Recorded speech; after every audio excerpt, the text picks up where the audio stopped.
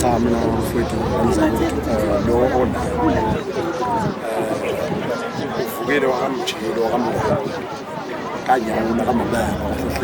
wena wala la ntombi yathi ngesikhathi sinasama maphuza mahla ngifanele ngaphansi lepasi lamabhanya babhaqobhaqeni abuhlebe ntombi zakethu babhaqa abantu msehle phasi uzwanele phansi zokayigcobe izinto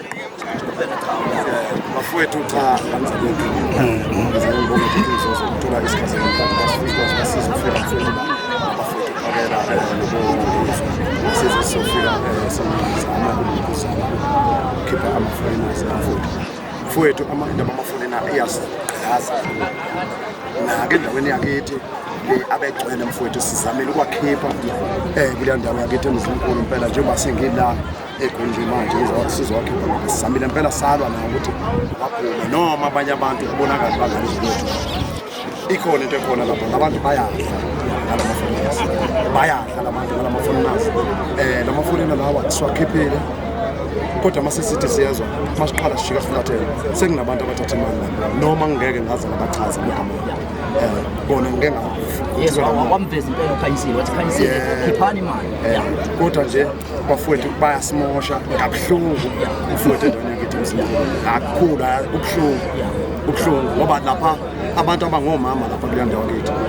abake ematafuleni bebekhulisa izingane ngalamatafula benaphungana bedayisa benza yonke into abanye abantu lapha kule ndawo ezikhona lapha ekufike kubhaliswe umama ukuthi kunezindlu lapha abazosinikezwa ezodayisa kodwa ekugcineni izindlu lezi kuthiwa ziyathathwa zinikezwa abanye abantu nala ma-foreigners anendawo zokudayisa abantu bakithi bahleli lapha bobulawa zimvulo kodwa bakithi aphinde futhi ama-foreigners abuye azobagqilaza abantu bakithi abagqilaza kani ngoba lapha uthola umuntu into ibizinto kungathi u-10 rand lona azobiza u-5 rand le mali iningi ngaleyo kodwa kelizweni lakho la uyavota manje asikuthandi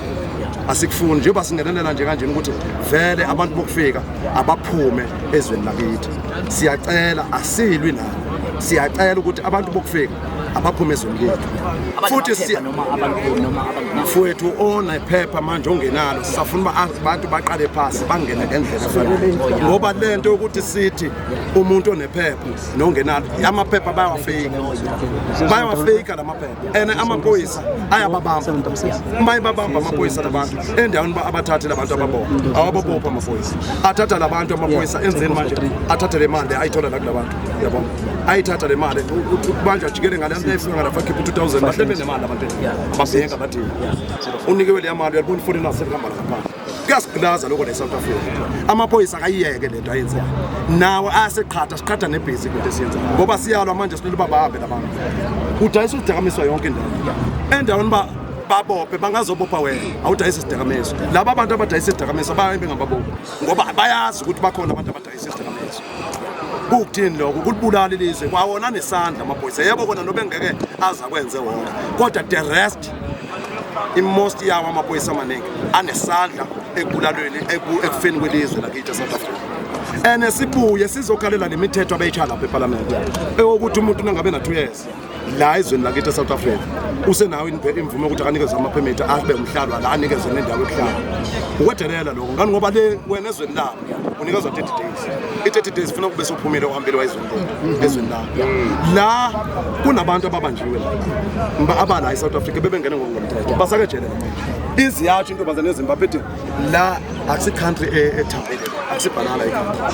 le country la is-strong baqinisile ngempela umthetho uqinile kubona kodwa abantu bavulelwa ngalabangena abaholisa naku ke ngizakutsho omongameli bethu izikhulu zonke lezi ezilapha eParliament ngeke zize ziyiphendule indaba yokuphuma kwama-foreigner ngoba ke ngizozo mfowethu ziyadla ngale ngaphandle kulama-mine lawa ngale ngaphandle sizitholile izitori zakhona ukuthi labantu banezimayini abazanayo yabo bavulela labantu babangele beholoza la kulelizwe ngani ngoba bayazi